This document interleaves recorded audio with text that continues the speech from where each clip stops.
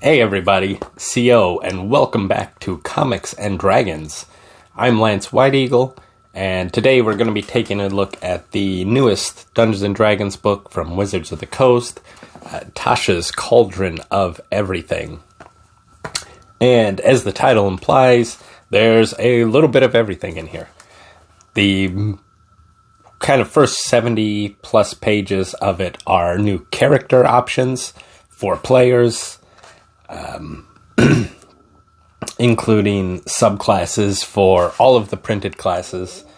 I think they each get 2 subclasses, a reprint of the entire Artificer class with a new subclass for that. So if you didn't pick up the Eberron Rising from the Last War book, the Artificer is now contained in here in Tasha's Cauldron of Everything. And a lot of options for kind of customizing your character to your kind of exact idea of what you want them to be, including customizing race options and subclass options, and even full-on optional additions to class features, which it does note, check with your DM about using those things before you just go ahead and do it. And the character option section is really in-depth. There's a lot in here. And some really neat things to add into your game, or new subclasses to try, which look quite interesting. I know some of them I personally would like to play and to give a try to. As always with the Wizards of the Coast books, the artwork is really well done, really well curated, and flows together quite nicely.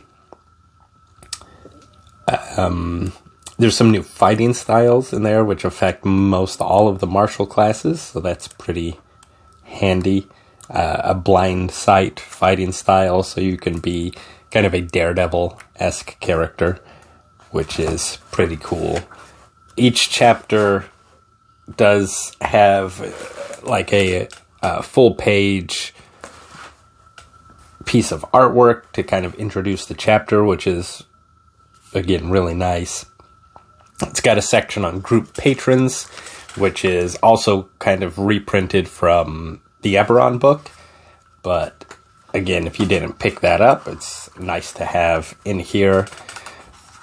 And then you have a large section on magical things, new spells, a handful of new spells, and some spells reprinted from the Sword Coast Adventurer's Guide, because a lot of people didn't really pick that one up, I don't think. New magic items.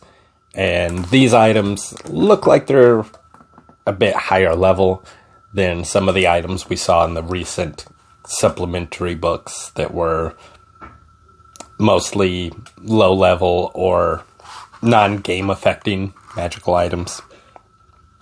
But a lot of these look like they're geared towards a higher level campaign or character.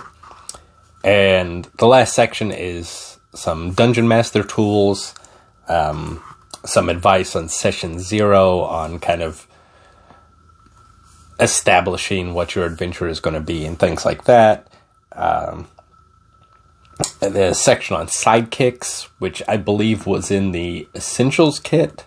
And so if you didn't pick that up, the sidekick section is really handy if you have 1 or 2 people that are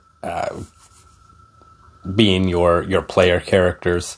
So the sidekicks can help balance out encounters and things like that if you are short party members, which is really nice and something that would have really come in handy for me when we first started playing.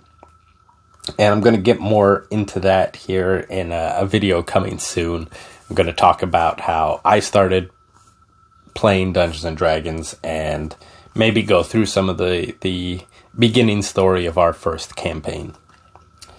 It also has a section in here on puzzles, which is pretty interesting. If you want to add those into your games, it's got advice on using puzzles and some sample ones with handouts and things already in here, already ready to go. So you don't really have to come up with something elaborate yourself. You can just take one of these pre-made ones and insert it into whatever adventure or dungeon you're running, which is an interesting thing to add in occasionally. I don't use puzzles too terribly often, but they are nice to throw in once in a while to kind of mix up what you're doing. So it's not just combat all the time or investigation all the time. So overall, looks like a pretty interesting book.